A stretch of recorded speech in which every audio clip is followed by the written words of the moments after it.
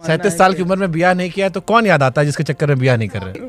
मतलब अभी राहुल जी पड़े हुए हैं, सलमान खान पड़े हमको राहुल भाई और सलमान खान के लक्षण नहीं लग रहे। हमारे लक्षण है, हम ब्याह करेंगे। जिसको करना होता है तेजस्वी जी की तरह चुपचाप करके बैठ जाता है। कैसे तेजस्वी लोग हैं? नहीं, तेजस्वी लोग हैं हमारे पास। सुनेंगे दोस्तों, आज की इस वीडियो में इमरान प्रताप बरी कब और किससे शादी करेंगे उससे पहले एक शायरी सुनते हैं। हिरासत में हूँ तेरे हसीन ख्वाबों की, बस दुआ है कि कोई हमारी जमानत ना कर दे। चलिए पहले सुनते हैं इमरान साहब की वीडियो। तो आपसे गुजारिश है वीडियो को लाइक कीजिए और चैनल को जरूर सब्सक्राइब कीजिए। बहुत क्वेश्चन, ये कॉमन क्वेश्चन आया था कि इमरान भाई से पूछना ब्याह काहे नहीं करते वो, तो हम ब्याह के पहले वाला स्टेप जो पूछते कौन सी हमारी उम्र निकल गई है भाई कि हम ब्याह नहीं कर, फिर भी मतलब अभी राहुल जी पड़े हुए हैं, सलमान खान पड़े हमको राहुल भाई के लक्षण नहीं लगे। हमको राहुल भाई और सलमान खान के लक्षण नहीं लग रहे। हमारे लक्षण है, हम ब्याह करेंगे, परेशान ना हो। और जिससे करेंगे बाद में आप समझ लीजिएगा, जिसको करना होता है तेजस्वी जी की तरह चुपचाप करके बैठ जाता है या अखिलेश जी की तरह कर लेता है। कैसे तेजस्वी लोग हैं? कितने तेजस्वी लोग? हाँ, मतलब भाई गजब शादी है दोनों की। अच्छी बात है, मतलब मुझे अच्छा लगा। से मैंने पूछा, मैंने कहा महाराज उस जमाने में आप इंटरकास्ट मैरिज कर लिए थे, और वो भी जब बाप के खिलाफ थे पिताजी, और पिताजी लड़ाई किए थे उनसे अच्छी खासी। अखिलेश जी ने पूरा किस्सा सुनाया था हमें। तो अब किए होते तो अरे आज तो फिर आज डर लगता है हम लोग। आज तो उसका नया नाम दे दिया जाता है। देखिए किया ना, मैं भी किसी दिन खामोशी से कर लूंगा, आपको सूचना कोई तय कर रखा है? नहीं, तय कर लेंगे, मतलब अब सोच रहे हैं शादी करने। तो बताओ थोड़ा, कहीं तो दिल टूटा होगा भाई, थोड़ा तो जिक्र करो ना, कितना सियासत करोगे? नहीं, इसमें सियासत जैसा कुछ नहीं है। या राहुल जी ने मना किया कि इश्क की बात नहीं करनी है, सीरियस पॉलिटिक्स? नहीं, राहुल देखो, एक बहुत क्लियर कह दूं, एक नैरेटिव रहता है ना, पार्टी लाइन, लीडरशिप से पूछ के बोलना है, कुछ भी ऐसा नहीं है। कांग्रेस सच में आपको बड़ी स्वतंत्रता देती है। मतलब मैं दिल से बात, आज तक पिछले 5 साल से मैं सक्रिय राजनीति में हूँ, ऑर्गेनाइजेशन संभाल रहा हूँ, पार्लियामेंट में हूँ। मुझे आज तक पार्टी के किसी व्यक्ति ने नहीं कहा कि इस टॉपिक पे नहीं बोलना है, इस पे क्यों बोल दिया। चलो हम लाइव टेस्ट कर लेते हैं, हमको अपना इश्क का किस्सा सुनाओ। पहले आप सुनाओ भाई। मैं तो साल 2 साल में सेटल्ड हो रहा हूँ। मतलब मेरे इस इश्क का कोई किस्सा ऐसा नहीं है कि इसे सुनाया जाए। सीरियस वाली मोहब्बत नहीं हुई? मतलब मुझे लगता है कि नहीं ही हुई। बड़ा कंफ्यूजन है। इम्तियाज अली का मैंने पॉडकास्ट किया तो उन्होंने कहा कि इंसान इश्क के तसव्वुर में होता है, फिर ढूंढ लेता। आप कभी इश्क के तसव्वुर में नहीं हुए? बशीर साहब का शेर है कि नहीं, आप होते हो, ऐसा नहीं कि आप नहीं होते हो, आप होते हो। आप बिना मोहब्बत के जी नहीं सकते। और बट आपकी ज़िंदगी का जब गोल अलग अलग होता है ना, आपके टारगेट अलग अलग होते हो, आप अपने लिए सोचते हो कि यार मुझे ये करना है। ये तो इस दौर में समझ में आता है। तो सच में नहीं, इस दौर में हम लोग तो शायर तो समाज से और अपने दौर से 10-20 साल आगे ही चलता है ना। मतलब मेरे साथ तो मसला क्या रहा, ज़्यादातर दोस्त या तो बहुत कम उम्र के रहे या बहुत सीनियर रहे।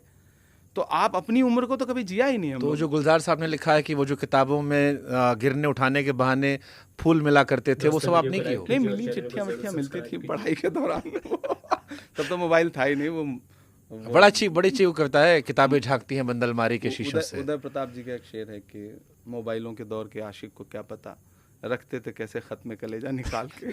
तो सब फैसले होते नहीं सिक्के उछाल के, ये दिल का मामला है जरा देखभाल के। तो वो थोड़ा बहुत जिया, लेकिन फिर वो सच में आप उम्र से बड़े हो जाते हो, परिवार में बड़े हो, बड़ा बेटा होना जो एक परिवार की जो सबसे बड़ी, आप उस दर्द को समझते हो। आप कुछ भी बन जाओ, वालिद को ये लगता है कि यार या तो डॉक्टर या तो IAS, बस 2 ही नौकरी है उनकी। इसी चक्कर में ब्याह नहीं हुआ हमारा। अब तक हो गया होता, अब तक 2-4 खेल रहे होते। तो पिताजी के साथ भी मेरे अब्बू का मसला क्या था ना, उनके 1-2 ऐसे दोस्त थे हैं जिनको लगता था कि दुनिया में सिर्फ आदमी मतलब IAS बन जाए तो ही वो कामयाब हुआ। मैं शायर हो गया, बहुत पॉपुलर हो गया, पूरी दुनिया इज्जत करने लगी। तब भी वो जब आते थे तो ठीक है, ये सब तो ठीक है, लेकिन अगर IAS हो जाते तो ठीक रहता। और अब मजे की बात बताऊं, मैं मेंबर ऑफ पार्लियामेंट बन गया, उसके बाद भी उनका कहना था IAS हो जाते तो ठीक था। तो आप सोचो ना कि वो गांव की, ये पिताजी लोगों का एक जहन है, और मैं इससे मतलब इसका बड़ा लुत्फ लेता हूँ। मैंने रामविलास पासवान जी पे की स्टोरी की, तो उसमें मुझे रिसर्च में पता लगा कि उनके पिताजी ने उनके खिलाफ गवाही दे दी थी।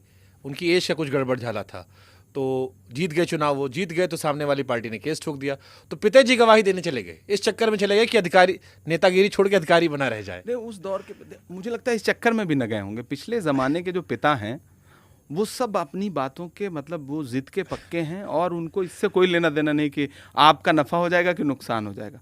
मतलब वो आज भी उनका बस चले तो वो पीटे हैं आपकी गलतियों पर। मतलब मैं पूरी दुनिया को कन्विंस कर सकता हूँ, मैं अपने वालिद को कन्विंस नहीं कर सकता। और मैं कोशिश दोस्तों इमरान साहब की वीडियो सुनने के बाद आप अपनी राय में क्या कहना चाहते हैं वो नीचे कमेंट बॉक्स में जरूर बताएं। आइए दोस्तों एक कहानी सुनते हैं। चालाक महिला। एक दिन एक औरत गोल्फ खेल रही थी। जब उसके बॉल को हिट किया तो वह जंगल में चली गई। जब वह बॉल को खोजने गई तो उसे एक मेंढक मिला जो जाल में फंसा हुआ था। मेंढक ने उससे कहा, अगर तुम मुझे इससे आजाद कर दोगी तो मैं तुम्हें 3 वरदान दूंगा। महिला ने उसे आजाद कर दिया। मेंढक ने कहा, धन्यवाद, लेकिन 3 वरदानों में मेरी एक शर्त है, जो भी तुम मांगोगी तुम्हें पति को उससे 10 गुना मिलेगा। महिला ने कहा, ठीक है। उसने पहला वरदान मांगा कि मैं संसार की सबसे खूबसूरत स्त्री बनना चाहती हूँ। मेंढक ने उसे चेताया, क्या तुम्हें पता है कि ये वरदान तुम्हारे पति को संसार का सबसे सुंदर व्यक्ति बना देगा। महिला बोली, दैट्स ओके, क्योंकि मैं संसार की सबसे खूबसूरत स्त्री बन जाऊंगी और वो मुझे ही देखेगा। मेंढक ने कहा, तथास्तु। अपने दूसरे वरदान में उसने कहा कि मैं संसार की सबसे धनी महिला बनना चाहती हूँ। मेंढक ने कहा, यह तुम्हारे पति को विश्व का सबसे धनी पुरुष बना देगा और वह तुमसे 10 गुना पैसे वाला होगा। महिला ने कहा, कोई बात नहीं, मेरा सब कुछ उसका है और उसका सब कुछ मेरा। मेंढक ने कहा, तथास्तु। जब मेंढक ने अंतिम वरदान के लिए कहा तो उसने अपने लिए एक हल्का सा हर्ट अलेक मांगा। Moral of story. महिलाएं बुद्धिमान होती है, उससे बच के रहें। महिला पाठकों से निवेदन है, आगे न पढ़े। आपके लिए जोक यही ख़त्म हो गया है, यही रुक जाइए और अच्छा महसूस करे। पुरुष पाठक कृपया आगे पढ़े। उसके पति को उसके 10 गुना हल्का अलर्ट आया। Moral of the story. महिलाएं सोचती है कि वो वास्तव में बुद्धिमान है, उन्हें ऐसा सोचने दो, क्या फ़र्क पड़ता है। आदमी एक रूप 3। एक बार बादशाह अकबर ने बीरबल से पूछा, क्या तुम हमें 3 तरह की खूबियाँ एक ही आदमी में दिखा सकते हो। जी हुजूर, पहली तोते की, दूसरी शेर की, तीसरी गधे की, परंतु आज नहीं कल। बीरबल ने कहा, ठीक है, तुम्हें कल का समय दिया जाता है। बादशाह ने इजाज़त देते हुए कहा। अगले दिन बीरबल एक व्यक्ति को पालकी में डालकर लाया और उसे पालकी से बाहर निकाला। फिर उस आदमी को शराब का एक पैक दिया। शराब पीकर वह आदमी डरकर बादशाह से विनती करने लगा, हुजूर मुझे माफ़ कर दो, मैं एक बहुत गरीब आदमी हूँ। बीरबल ने बादशाह को बताया, ये तोते की बोली है। कुछ देर बाद उस आदमी को एक पैक और दिया। वह नशे में बादशाह से बोला, अरे जाओ, तुम दिल्ली के बादशाह हो तो क्या, हम भी अपने घर के बादशाह हैं, हमें ज़्यादा नखरे मत दिखाओ।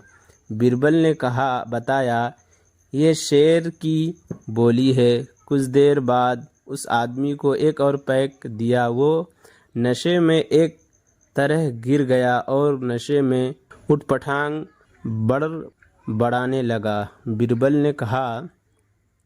ने उसे एक लात लगाते हुए बादशाह से कहा, हुजूर ये गधे की बोली है। उबलते पानी में मेंढक।